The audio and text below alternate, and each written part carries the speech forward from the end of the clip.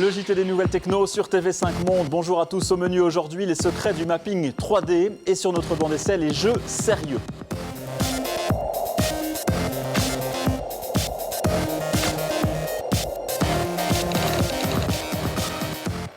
C'est le nouvel incontournable des spectacles son et lumière, le mapping 3D. Il s'agit en général de donner du mouvement à une structure réelle, un bâtiment le plus souvent, un monument.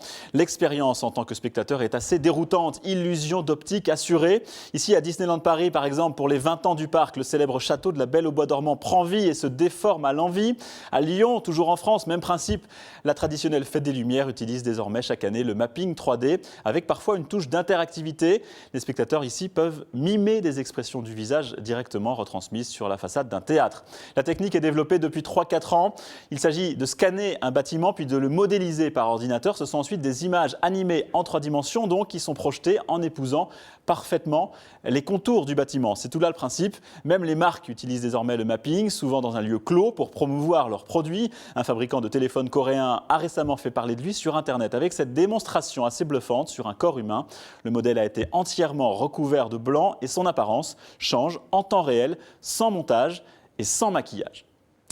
Sur notre banc d'essai cette semaine, les Serious Games, des jeux vidéo sérieux dont les entreprises raffolent en ce moment. L'idée, des outils pédagogiques qui peuvent servir à la formation des salariés. Chez un grand constructeur automobile français par exemple, le jeu recrée une concession virtuelle. Le futur commercial doit répondre aux exigences d'un client tout aussi irréel. Dans l'industrie de l'environnement, on sensibilise plutôt ici les salariés aux produits et aux services maison de manière ludique. Donc, la technique a été utilisée au départ par l'armée américaine, puis par le milieu médical pour simuler des opérations. Aujourd'hui, ils sont utilisés aussi pour sensibiliser les futurs travailleurs du bâtiment au risque des drogues et de l'alcool. Des serious games qui ont l'avantage de créer une émulation entre collègues, de rendre ludique une formation parfois laborieuse, mais qui peuvent aussi coûter cher à la réalisation et puis surtout qui se substituent à la présence de formateurs en chair et en os. Alors, ces jeux sérieux sont-ils de bons outils d'apprentissage? Nos experts du jour sont Étienne Armand Amato et Éric Fourcault.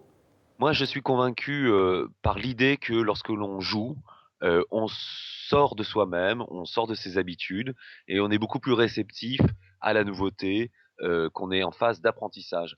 On appelle serious game aujourd'hui puisque c'est un terme à la mode, un peu tout et n'importe quoi. À partir du moment où on met une mascotte qui bouge et on met un quiz derrière, on dit ça y est, c'est du serious game parce que ça ressemble à un jeu vidéo. C'est vrai qu'aujourd'hui, les employeurs ont envie de tirer profit de la culture du jeu vidéo que la plupart de leurs employés de moins de 40 ans ont. Mais attention, il faut faire des produits de qualité, non seulement sympathiques, mais correspondant à la définition du jeu vidéo tel qu'on le connaît. Dire que un jour un serious game pourra à 100% assurer une formation, on n'en est pas encore là. Mais le futur pourra peut-être nous le proposer. Le JT des nouvelles techno, c'est tout pour aujourd'hui. Ça continue sur les réseaux sociaux. Sinon, rendez-vous dans une semaine sur TV5 Monde.